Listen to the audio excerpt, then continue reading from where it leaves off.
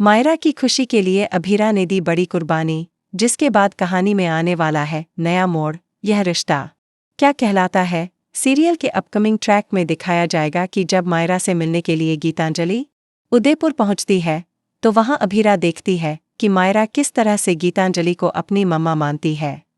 वह गीतांजलि के हाथ से खाना खा रही होती है और अभीरा की तरफ देख भी नहीं रही होती। इस बात से अभीरा को बहुत बुरा लगता है और वह समझ जाती है कि वह मायरा को खुश नहीं रख सकती। इसलिए वह अपनी बेटी की खुशी के लिए बहुत बड़ी कुर्बानी करने का फैसला करती है। इसी बीच जब अरमान को पता चलता है कि गीतांजलि उदयपुर गई है तो वह भी वहां चला आता है।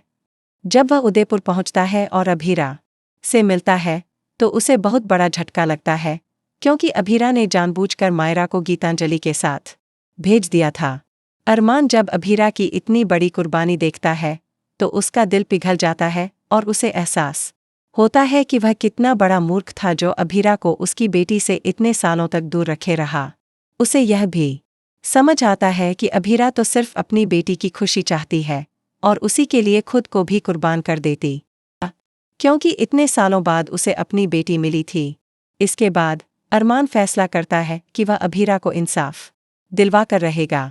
वह फिर से माउंट आबू जाता है और वहां एक प्लान बनाता है जिससे वह मायरा को यह एहसास दिला सके कि अभीरा ही उसकी असली माँ है और वही उसे सबसे ज्यादा प्यार करती है।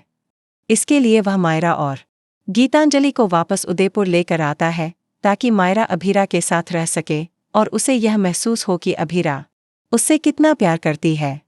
लेकिन अब कहानी एक नया मोड़ लेने वाली है, क्योंकि अब गीतांजलि को भी अरमान चाहिए।